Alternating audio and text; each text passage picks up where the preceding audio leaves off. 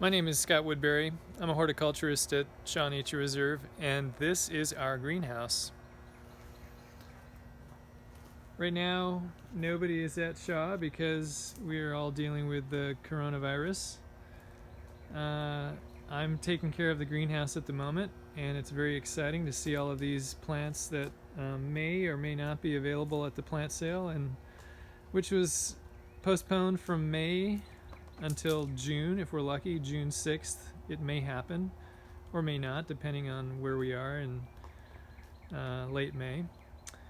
But in the greenhouse, I thought I'd show you some cool things. Here is palafox that is blooming early, and it was exciting to see something blooming in the greenhouse. Lots of sedges over here. Here's a whole batch of palm sedge that are waiting to go into a project in the garden. We dismantled the sod house this year, and so we were able to rescue a bunch of onions, and so all of these onions are going to get used in the garden in some planting areas. We're having really good luck with butterfly milkweed this year. And the fans just turned on. It's kind of noisy, but that's what keeps the greenhouse ventilated, so that we don't have to deal with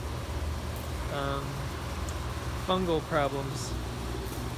Over here is an exciting New England aster that we collected on Highway 109. It's a pink flowering form of New England aster that is growing wild just north of Eureka.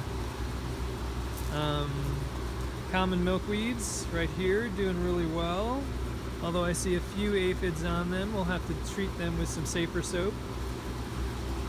One of the things that we're most excited about this year is that we have been growing wild hops, and so that's what this whole arrangement is right here. These are hops plants that are native to Missouri. One of the things that distinguishes them is that they've got simple leaves. Mostly simple leaves anyway. You can see that there aren't any lobes on those leaves. We got started a little early, and so we had to create this apparatus to keep them growing until it's warm enough in April to plant them out in the garden. One of our horticulturists, John Steele, is doing a designed plant community, and so he's growing thousands of plugs that hopefully will be planted in April when the horticulture staff come back, fingers crossed. So the idea is lots of little seedlings that are growing close together, installed so close that they do a great job of eliminating weeds and increasing plant diversity, which, as you know, the more plant diversity you have, the greater insect diversity you have, the greater potential you have for feeding all sorts of wildlife, but in particular birds that feed their young on, guess what? Caterpillars. So, there's the horticulture greenhouse.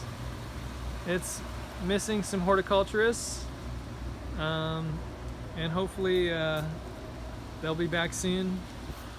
I really miss having all the horticulture staff, and Shaw Nature Reserve does too. All right, hope everybody's well, stay safe, and we will hope to see you soon.